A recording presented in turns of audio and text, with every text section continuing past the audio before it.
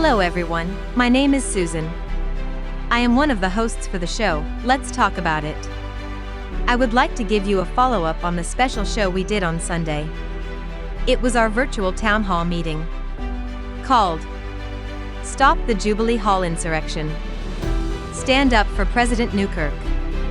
Our host Dr. William Head called for everyone to come out and protest the firing of President Newkirk. Dr. Head came out by himself and has been standing in front of the Fisk sign, protesting the firing of President Newkirk by himself. Below is a photo of him standing there for the last 2 days. Stands in front of the sign at Fisk protesting the firing of President Newkirk.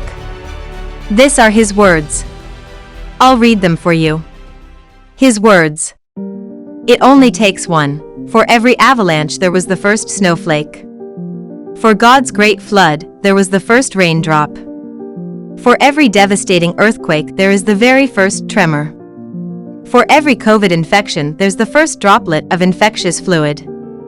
I really appreciated every one of you who paused their Sunday afternoon to listen to some old random guy rant about his concern. Whether you see it my way or not, I think the exchange of information was beneficial to the cause I espoused. I will not apologize for the factional information I provided, but I will pray for my alma mater's health and well-being.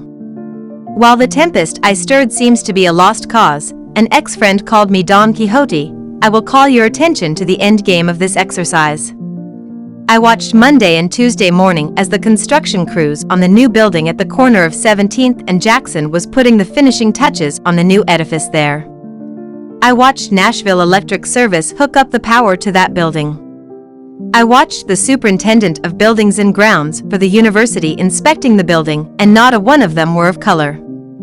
I don't mean black, I mean not a soul with a touch of melanin in their skin was represented in 25 or 30 workers. Nor was there a single woman of any kind there. While I am duly and wonderfully impressed with the building that's going on, my question is who will pay the creditors once the building is finished? There is a rule of thumb relative to the percentage of your overall budget that needs to be part of the debt service of the institution. Right now, Fisk is bathing itself in the warm, seductive, comforting waters of prosperity at what risk of its future? When the institution is insolvent, who will own that debt and what price will that bathing be, and who'll hold the note? The Dutch who held the sword of apartheid over the indigenous people of South Africa? The fee grabbers of the new Nashville Empire? Jeff Bezos and his business partners? Bezos you. At Fisk maybe. Fisk branch of apartheid you, maybe? University of Nashville Fisk campus. Our across the street neighbors, Mahari, has been harassed no end in an effort to steal their dental school. The value of the Fisk campus to the gentrification of North Nashville is immeasurable. Stay woke.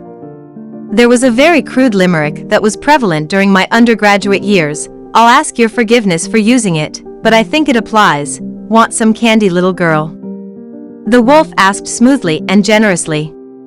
Subsequently, the little girl is heard screaming, "Stop, stop, don't take my body." The wolf replied, "You took my candy, didn't you? Be careful where and with whom you bathe." Blessings, Dr. William Head. Enjoy our talk show today.